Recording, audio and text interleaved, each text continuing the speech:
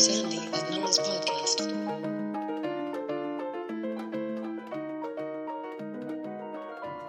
Hey, Nora. Hey, Sandy. Are you a Barbie girl in a Barbie world? Okay, so you know what? I'm going to make a confession. I'm going to make a confession to you, Sandy, and to all of our listeners. I really didn't think this was going to get that deep. I thought you were going to make fun of me and we were going to move on, but here we go. Confession time. Okay, so my confession is I love Aqua.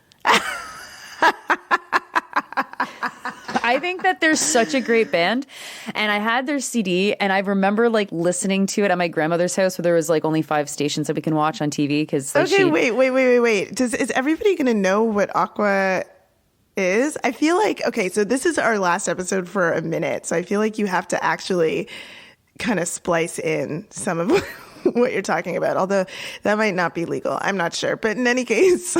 Fuck. You want me to do one of those CBC things where they like randomly put a fucking sound clip in the middle of their podcast and it's like, why are you doing this? This sounds bad, but they do it anyway. I wanted you to for a second, and then I realized that there were laws around that. But for a second, Nora, I just feel like you should explain to people what Aqua is, because I feel like there might be some people who listen to our podcast who may not know.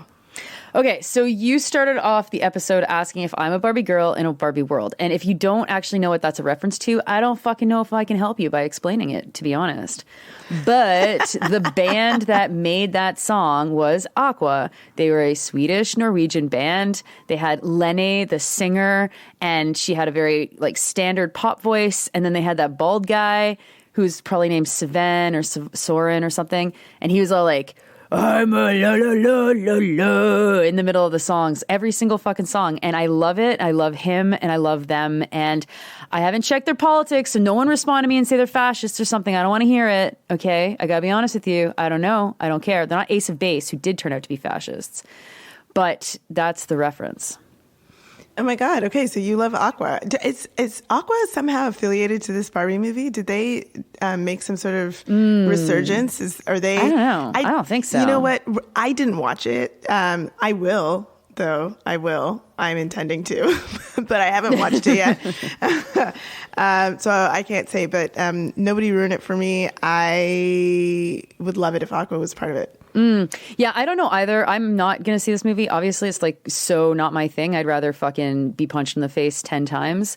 I thought for the listeners to know, like, yes, there are some analyses and so on about how this is a subversive movie. Nora doesn't care. No, I don't care at all. Not only does Nora not care about Barbie, she actually like actively hates watching movies. It's a very strange thing.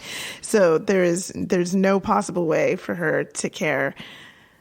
No. Less about no, I this. mean, I think that they casted Ken too old. Like Ryan Gosling's like 50, isn't he? Like I'm like, what the fuck, Ken? He's too old.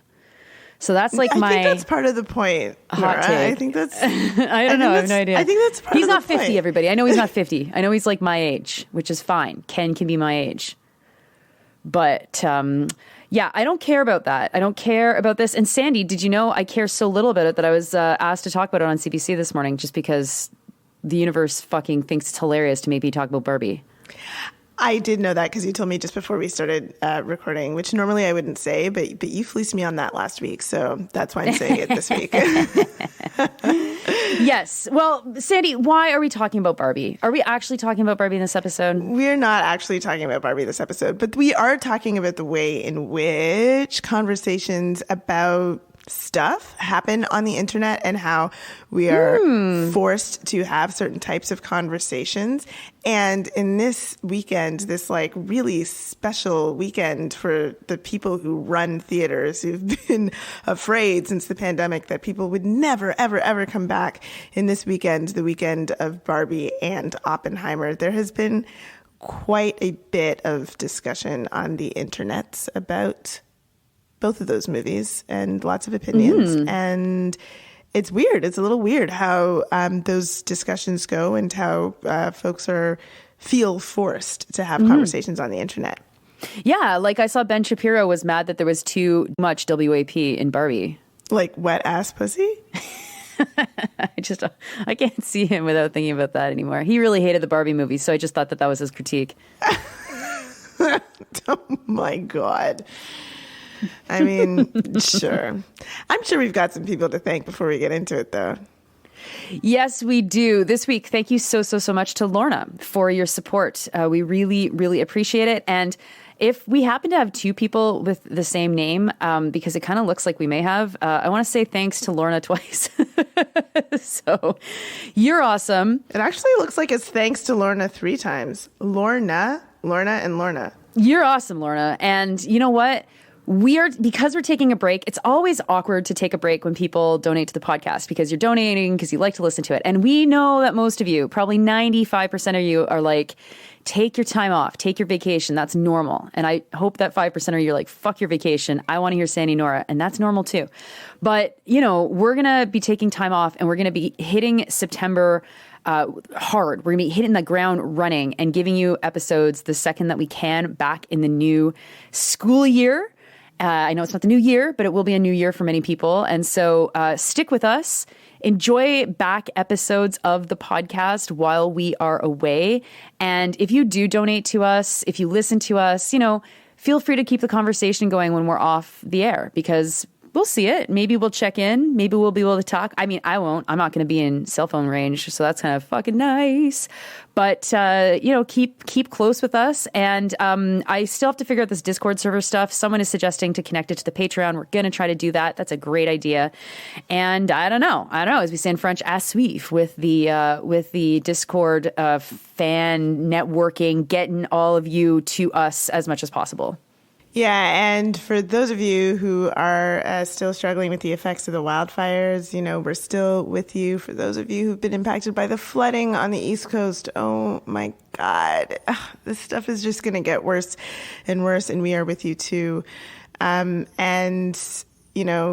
just thought, as for our last episode before we go off, let's talk about something a little bit lighter, but that has deep impact. So here we are. Barbenheimer. Yes. And I think that on the Barbie side of things, I don't have much more to say. It seems like a pretty inoffensive movie in terms of most people will enjoy it. It seems clever. It seems fun. Certainly the color is really bright and vivid. So I hope people enjoy it.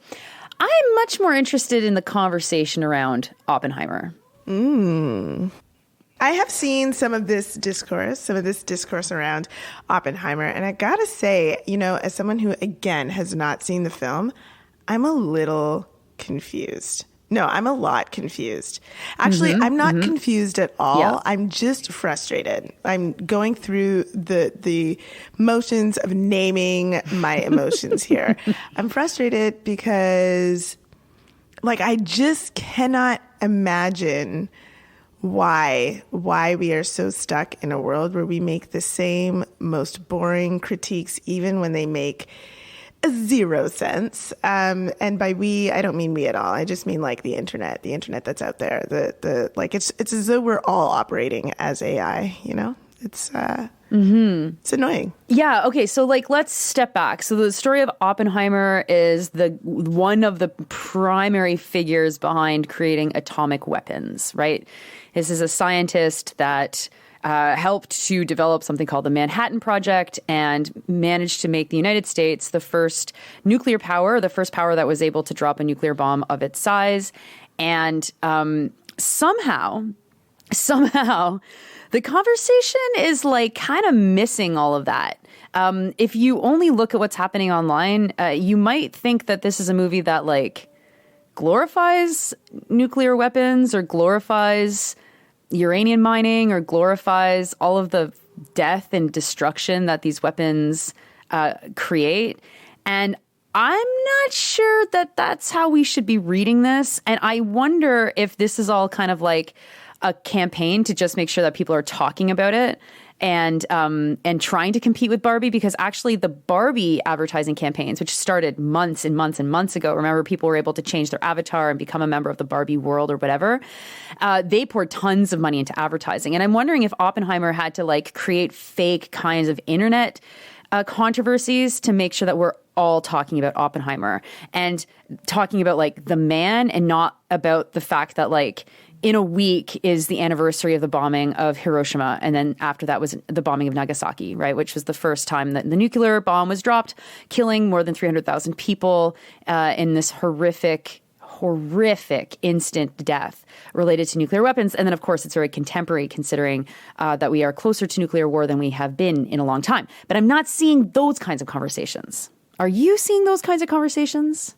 No, and this is the thing that is so bizarre because it's like, yeah, I mean, if we wanted to use this piece of like cultural art or whatever to be a jump off point for any sort of conversation, perhaps that conversation should be like, hey, we're getting closer to nuclear war. Maybe we should do more to reinvigorate campaigns to get rid of nuclear weapons and stop the proliferation of nuclear weaponry.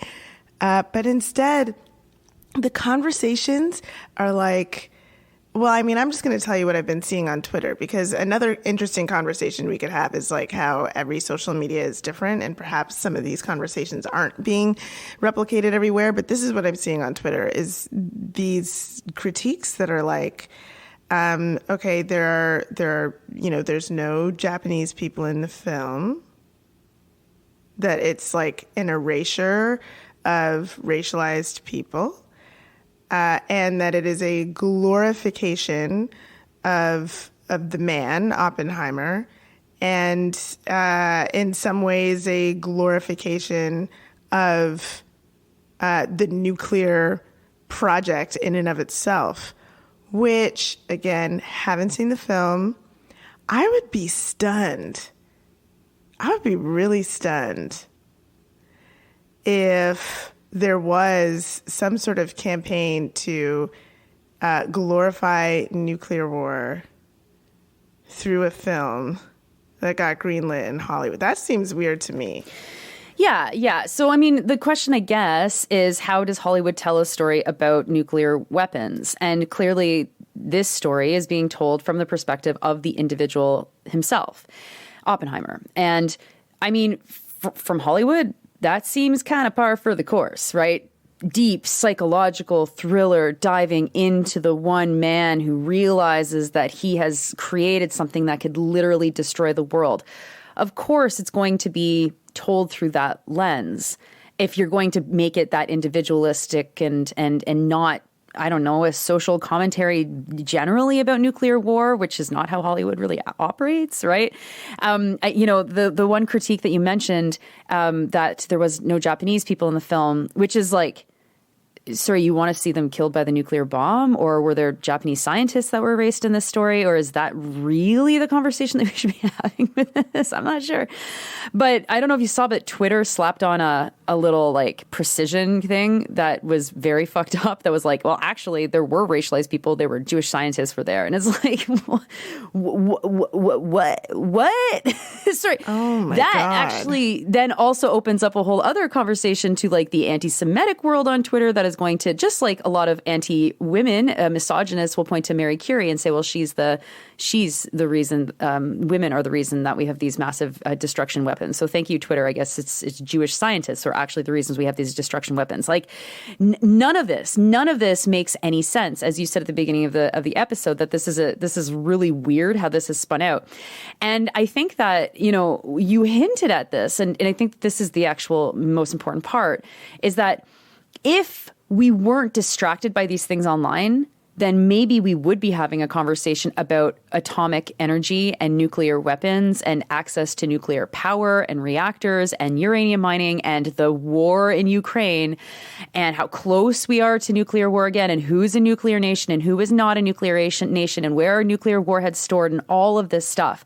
Except we don't have that conversation because we are being all like led down a very specific path that has no end, that has no useful end. Because when we start to argue about who's been erased from the story of Oppenheimer, the only thing that you conclude is that the movie is a problem or is bad or is wrong. But we actually don't exit the discussion of the movie and look at the world as it is right now and say, wait a minute, what is the connection between what we're seeing, this historical picture, and today? And then that actually opens up a path of action rather than just kind of like giving your hot take about what's missing from this movie on Twitter, which doesn't lead us anywhere productive collectively. Well, and this is the thing that's really frustrating is it's like, and I mean, this has been a theme on this podcast before, like in the way that the internet forces us to have these conversations, it's just a dead end, right? Like you're just like, where are the Japanese people in the film? And then someone responds online, what, you wanted to see Japanese people dying on screen? Like, how would that help? And then someone else responds like, of course there were people of color who, and then, everybody fights about, how many token individuals should be included in the Oppenheimer film, which, is based on a book anyway. So like, I don't know, it's just like, feels like it's a full on dead end. Instead of like the world of possibilities open to us when any sort of cultural product like this comes out that seems to like really take hold of the zeitgeist, there's like an opportunity to say who is being impacted by nuclear weaponry right now. How have people been impacted by nuclear weaponry in the past? Who has not received the sort of, say, recompense that they should have received from being impacted by nuclear weapons? And instead of doing the thing to like take the opportunity that this being out in the zeitgeist creates, which is to have people take a look at these sorts of arguments and perhaps starting a campaign to address some of those things. It's like these just like really dead end conversations online that make it nowhere. But if that's something that, you really care about and that's something that you think needs to be addressed in a big way, then gosh, I mean, start a campaign about it. Get into like legitimate media talking about what needs to be done, what hasn't been done yet, how horrific these moments were and what they led to, and use the film as a jump off point to do something productive rather than say, I watched this film for 3 hours. I assume it's 3 hours. It's Christopher Nolan. I watched this film for 3 hours and didn't see X, which you could say about any, like if this film did have Japanese people dying on screen, I mean, yeah, you could make a critique in the other direction too, and nothing would change. Nothing would change. Mm-hmm. All things remain the same. Yeah, so here we have it, premiered this weekend. We're recording on Sunday. So far, Barbie is outpacing Oppenheimer almost by double at the box office. And I am more and more convinced that like the way that conversation is happening online is about advertising the film. Because, it seemed to me that there was a question about whether or not this was a pro-nuclear war film. And as someone that's not about to see it, I'm not going to see it. I'm not seeing it. I didn't see it. I'm not seeing a movie. I don't go to movies, as you said. I can only go off of what people are saying about the film, right? And it's like, as you said earlier, is it possible that Hollywood made a pro-nuclear war movie?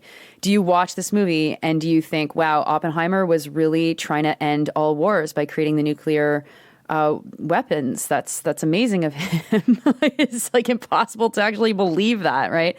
And yet somehow this whole thing has been held in the most narrowest of conversations. This is what the internet does. And we've talked about it on this podcast a lot, and I hope that people are thinking about this. And certainly as social media continues to evolve and become even fucking worse, this is something that we have to keep in mind. At what point do we get manipulated? And I don't necessarily mean people making these critiques are actively manipulating us. I think that they are tropes. I think that they're easy to say. I think that they're easy to retweet. I think some of the histories are very interesting. And so, people are interested in finding out things that they didn't know about it. But we get forced anyway into the most strict binary conversation, and it is done very intentionally to make sure that we are spending money at a box office and not spending money on fighting against nuclear weapons or on not understanding what is the state of nuclear weapons in this world right now? Who's a nuclear power? Who has the ability to wipe out 400,000 people tomorrow? And it's really interesting because if you look at the history of the anti-war movement in North America and Canada in particular, and the women's movement, at the beginnings of both of those movements in the post-World War II period was nuclear weapons. Right? Nuclear weapons or women organizing against nuclear weapons is one of the key foundations of what becomes the women's movement in the late 1960s and the early 1970s. And the anti-war movement is deeply, deeply, deeply influenced by this, this emerging technology that hangs over everyone's head in the Cold War and the fight to denuclearize, different nations on Earth. And let's be clear. I mean, the United States has more nukes than fucking most countries. It's stunning. When you go to Hiroshima, they have a monument. Well, I mean, they have a huge museum that is, you should go if you have the chance, you should go. But they show like what is the nuclear warhead stock of every country that's a nuclear power. And it's like United States is by far and away, has the most. And we have come so far away from understanding the horrors of nuclear war and the dangers of atomic energy weapons that there's not even much debate on nuclear energy itself, right? That we're dealing with so many competing crises right now that a lot of people on the left included see nuclear energy as being like the best stopgap between the fossil fuel economy and the new economy, the sustainables economy. And it's like, again, what though is the connection between that and war? Is there a connection between that and war? And as we're cheerleading war, we being Canada, our government cheerleading war against Russia, what is the danger that nuclear weapons find their way into this fight? It's very clear to me that people don't know that history, and they don't know things like the Bomark weapons, missiles. So the first time that nuclear warheads were used in Canada agreed to this, and there was a huge outcry around agreeing to having some amount of nuclear energy within these missiles from decades and decades ago. People don't know any of these stories, and so instead we're fighting online on whether or not Oppenheimer was like a bad guy.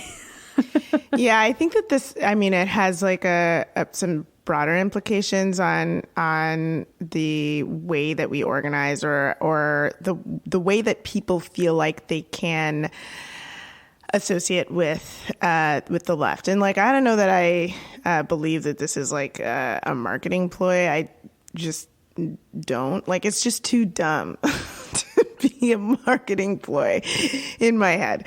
And I don't know, maybe, I don't know. I cannot imagine that someone has come up with something this ridiculous in order to try to compete with Barbie for the weekend. But what I do see is like this way that the left is kind of characterized online, where these sorts of, and how we're expected to act, and like how some people do act, and like the ridiculousness that it leads to, it just is so absurd and meaningless that I think it does a huge disservice to people who are trying to do really good work around anti-racism and focusing on anti-war, and the work that we do when we are pointing out these issues and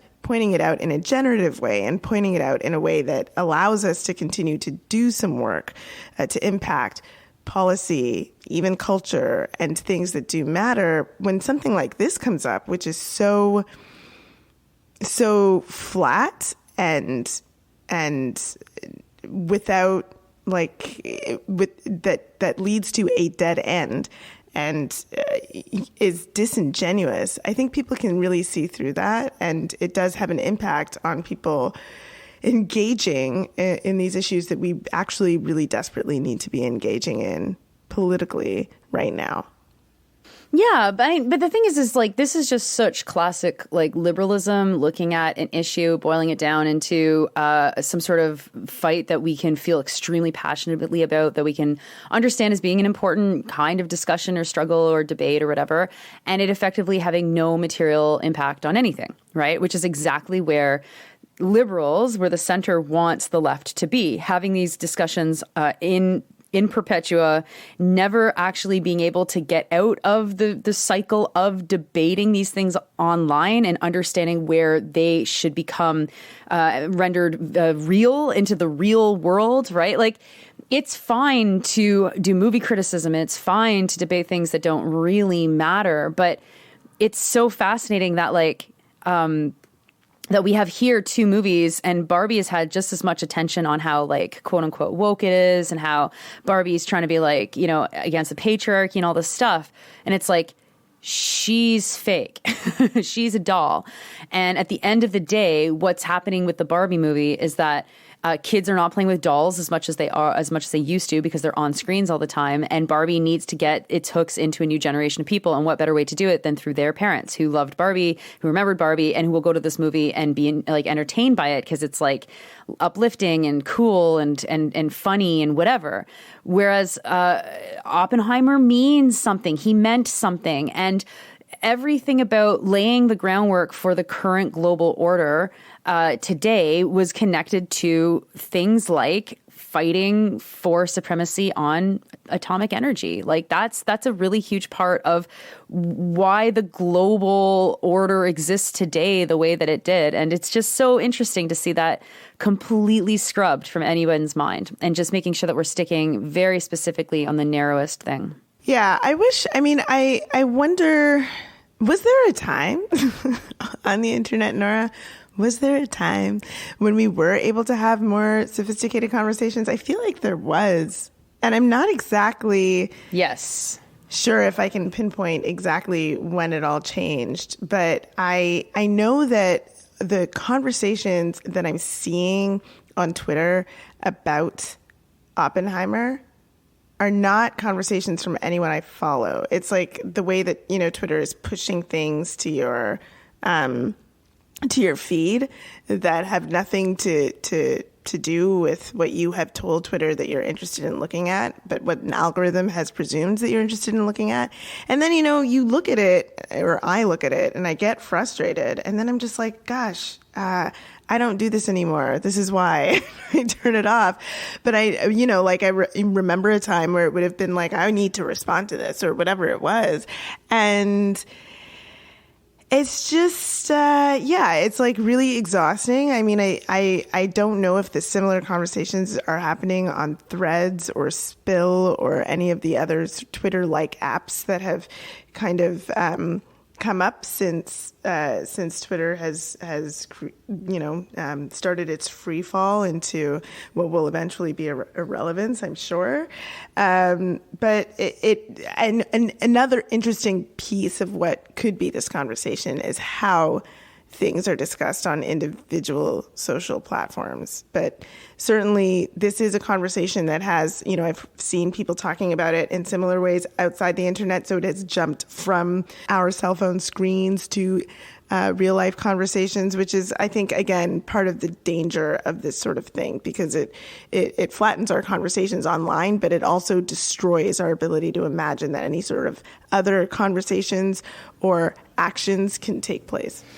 Yeah, I mean, there was a time where we had debates that were more rooted, I think, in what was going on. And this goes back to this idea that we really are in a moment where the past doesn't exist, where we are constantly reinventing the present in such a way that the past is meaningless. It's rendered meaningless or rendered invisible or rendered impossible to see.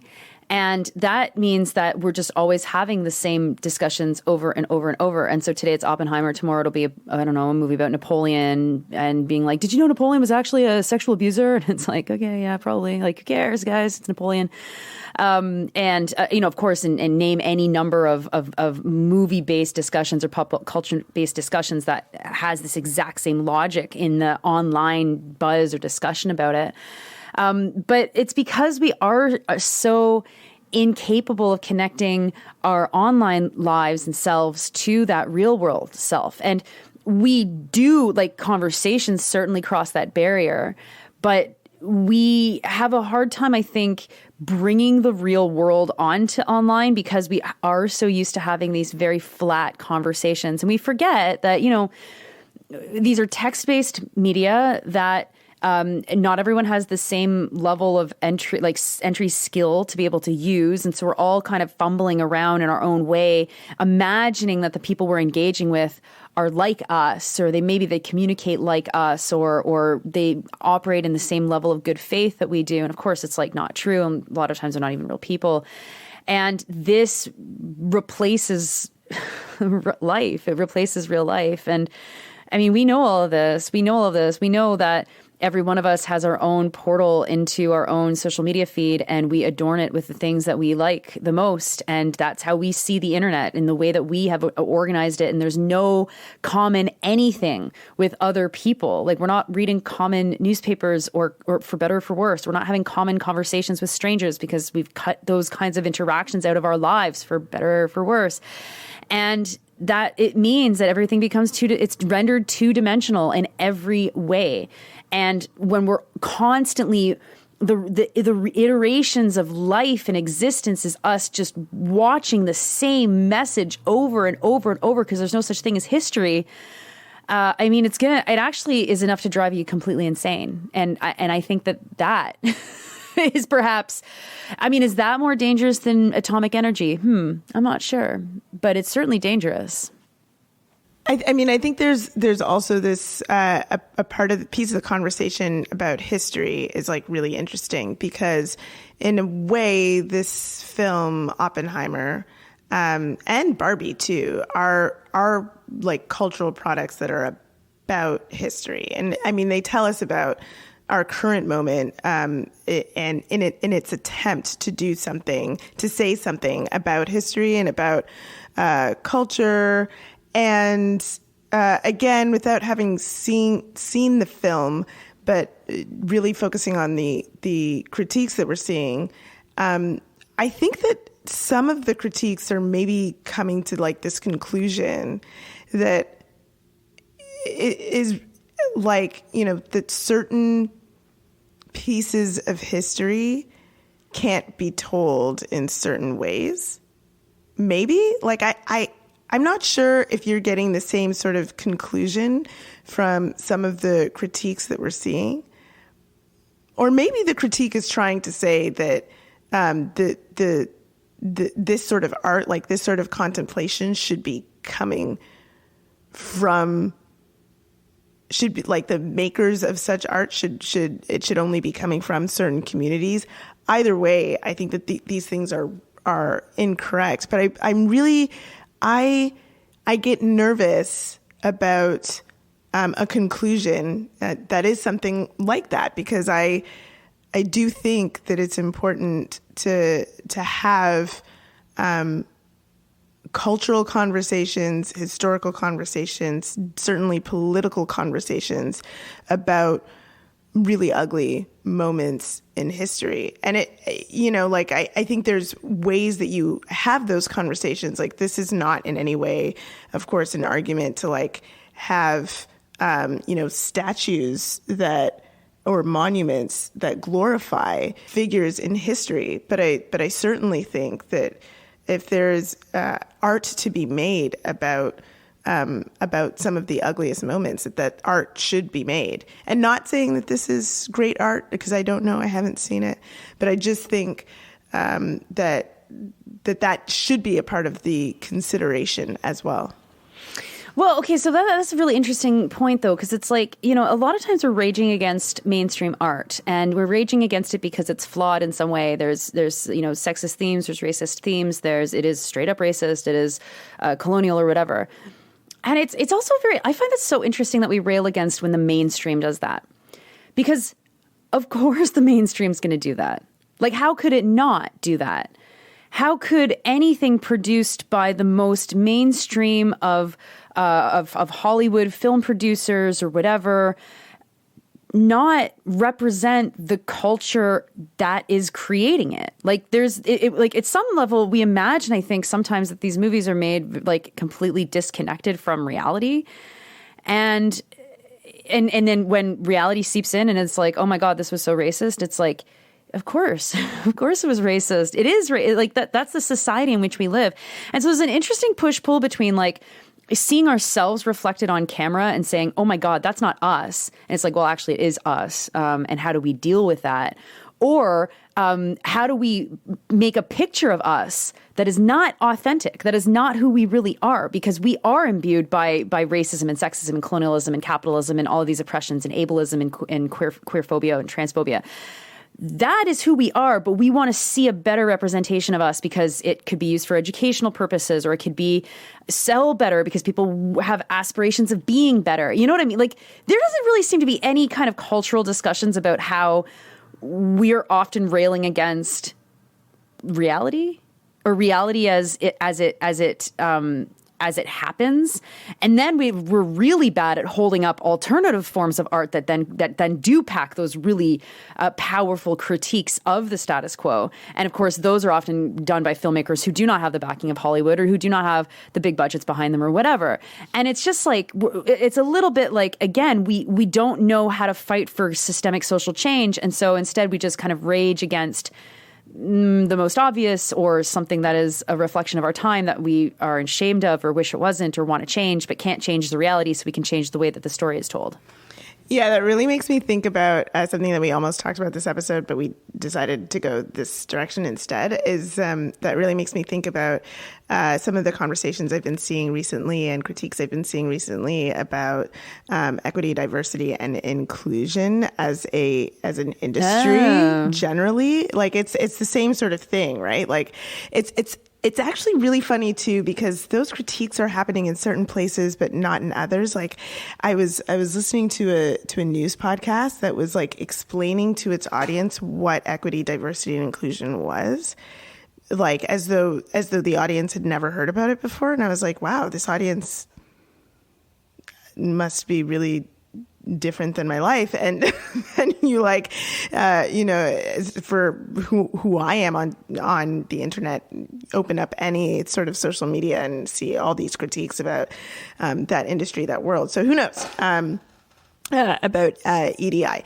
But the EDI is like basically like a whole industry that's cropped up that is unable to figure out how to do something meaningful with its critique about fucking equity, diversity, and inclusion in the way that our institutions and society is set up. And so just it's like an industry of pointing things out. It's like an industry of what's happening on Twitter. It's like, here is the bad thing. This is what it is. Here's how you recognize it.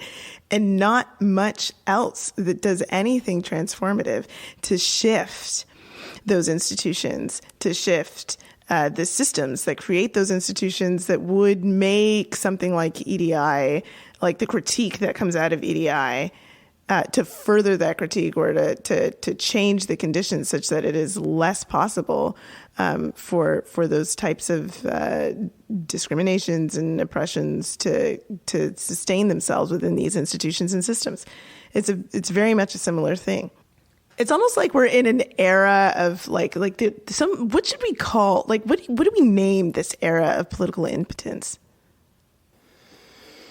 Oh my God, Sandy! Don't just say time. liberalism. Like, what do we call it? Like, it's like it's part of it is like it needs a name. We need something to make it real. We need something to call it, to point to it, so that we can tell people when it's happening. Yeah. Yeah. Well, I think about this all the time, because it's like, in the post-World War II period, Marxism was the political theory that drove so much. And whether it was pro, but more often than not, it was anti or reactions to Marxism, or how do you reform Marxist thought and create social policies in the West that would be palatable or whatever. And so Marxism defines 1950s, 60s, 70s, and into the 80s. And then all of a sudden neoliberalism comes up, right? The supremacy of the individual as being so important. we are in like neoliberalism in overdrive. We're still exactly there, but it's like now no longer do we tell the individual that they're the most important thing and there's no such thing as society, but they feel that. They don't feel like they're part of society. There is no society other than what they might log into online and see. That is the replacement for their society.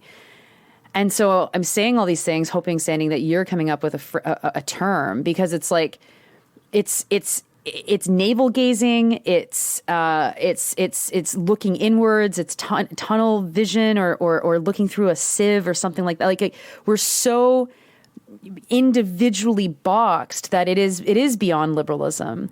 It's combinations of feudalism and libertarianism. And that doesn't make any sense, because those things aren't supposed to go together unless we're so disillusioned of our reality. We think that we have total freedom and we're fighting for total freedom while we're actually fully under the thumb of power in a way that has not been the case in like more than a century. Yeah, I deeply tried to come up with a term, but I did not. I could not think of something. But I mean, yeah, like you said a couple of words there that describe it. That I think the anti-historicism is part of like what describes it also. But like the flattening, the two-dimensionalness, like all of that is part of it. And the crux, I think, is the thing about it that like really stops us from taking any sort of action. That's the thing that I think is the most important. So I don't know, maybe look up some sort of way to say that.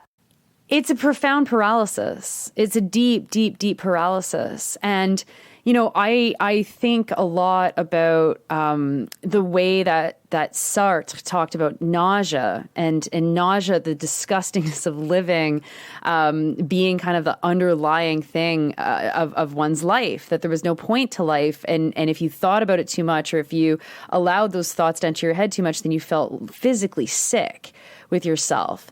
And so I think that we're somewhere, I think that actually really does very well explain a lot of the existential crises that we experience today, because it is such a personal feeling. And so whether it's nausea or whether it's migraines or whether it's like panic attacks or anxiety attacks, like it is so personally absorbed and inside of ourselves, that we have a hard time making those connections with how it actually isn't inside of ourselves. It is being imposed on us by the outside. So the political era of like nausealism. Yeah, like this is where I've got to go and open up the philosophers from like, from the dawn of the capitalist era, and looking at how like the lack of living within any kind of society and becoming a cog in the wheel of someone else's machine just leads to the most desperate feelings of nothingness and of worthlessness. And that the only thing that gives you any joy to live is everything else, which is always in conflict with work, which means that society, when it's 100% in the service of the market, is constantly crushing every single thing that isn't in the service of you working for somebody. Like that's where we are. And that has been where we've been for 100 years, more than 100 years, but it is now in an extreme where the prison around which we all operate is self-imposed, is the internet, is our social media feeds, is what we agree to put ourselves through, because this has replaced society. Auto-nihilism. The political age of auto-nihilism. Oh my God, auto-nihilism or techno-nihilism. I'm sure someone talks about that. It's not even the problem with nihilism is it's the feeling of nothingness, but we are not nihilistic. It is imposed. It's nihilism is imposed on us. That's the weird part of it. Yeah, it's imposed on us, but we are willing participants through our phones. I don't know. People like this has been deeper conversation actually than I was expecting from this topic. But I think if this language stuff is your jam, in the next few weeks while we are off, I mean, give us some suggestions, because I would love like some sort of term for this that we could like literally point out whenever it's happening, and we can start to just avoid that shit and start to create something new, because I am nauseous. I am. Yeah, no, I think for sure. And while you're thinking on that, I just also want to leave you with one last little thought about Oppenheimer. Okay. Sandy, have you seen anything about the movie related to how Oppenheimer was a communist? I saw something, I think, on Twitter. But I like I said, I was very annoyed by this whole stuff. So I didn't really, let's say no, I didn't. Okay. I mean, I didn't see this. I think I knew this at some point, but it's not something that I've seen anyone talk about. And I think that this is really interesting. Oppenheimer himself, he's a nuclear, physicist. I mean, the grandfather of nuclear physics, I guess, maybe. But he was communist adjacent. He donated money to the Spanish Civil War, and he had memberships, or he had subscriptions to communist newspapers. He never joined the Communist Party, but he actually got caught up in the Red Scare and McCarthyism in the 1950s, losing his security clearance. And so I think like that's what I read about. Yeah, I think that is interesting. That someone can be so driven by intellectual pursuits and find themselves actually literally creating the most destructive and horrifying tool of the 20th century. And that seems like a pretty interesting little warning bell for those of us who are left wing and who are have to be aware of the way that our projects influence what goes on around us, and how do we make sure that we're living our politics and not falling into a machine where we don't have control over our work. But I guess in the age of auto-nihilism, it becomes it gets put on us. We have no choice, so we're like, oh fuck, I'll just work until I die. How about that? Oh, God. But maybe I'll see Barbie first. Well, I mean, not me, but maybe you. Definitely me.